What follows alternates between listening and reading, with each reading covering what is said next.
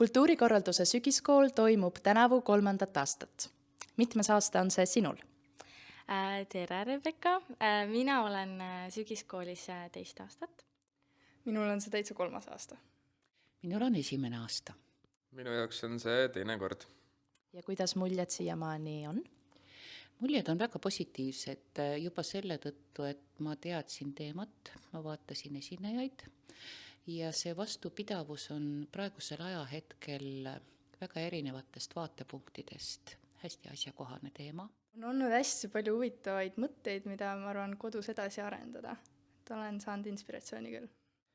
Hetke emotsioonid on tegelikult väga head, et juba täitsa eelmise aasta kogemuse põhjal ootasin ka seda aastat, et minu arvates on sügiskooli formaat väga nagu sükene mõnus ja ikkagi sükses ka nagu vabas vormis sama eriala justkui nagu ka siis eri otstest tulevad kokku inimesed, et ühiselt teemade üle arutada, mis siis on seatud ja minu arust on väga lahe kontseptsioon ja pakub ka näiteks ülikooli elule niisugust väga mõnusat vaheldust.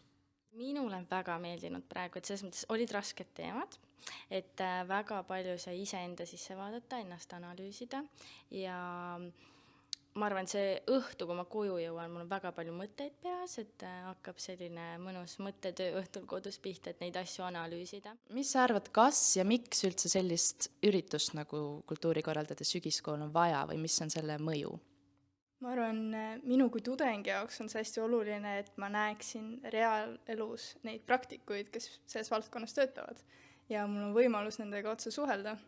Ja samuti see on niisugune hea kokkusaamise koht. Ma arvan, et kultuurikorraldus ja üldse kultuur ja need teemad, mida me siin käsitleme, tegelikult puudutavad kõiki meie siis Eesti ja maailma kodanikke. Ma arvan, et seda on vaja.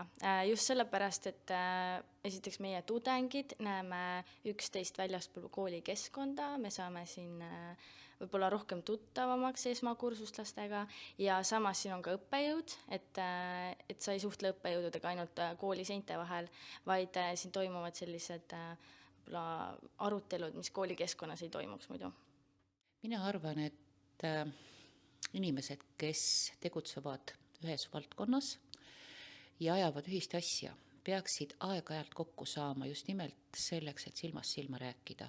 Ja nii nagu ütles Toomas ka, et mitte ainult kitsas ringis, vaid ka need erinevad kogukonnad peaksid suutma ja leidma põhjuse, miks nad üksteise vastu peaksid huvi tundma ja miks nad üksteisega peaksid hästi läbi saama. Millised soovid või milliseid teemasid ja külalisi sa tahaksid kuulda järgmises sügiskoolis?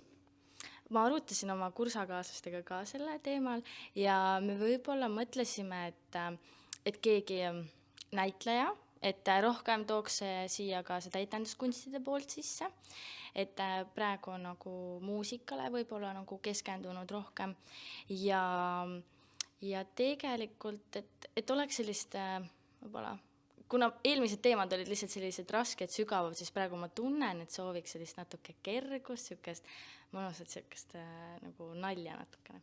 Ma arvan, et mulle meeldibki sügiskooli puhul see, et ma olen iga aasta näinud kedagi, keda ma ei tea varasemalt, kelles ma olen üllatunud ja inspiratsiooni saanud.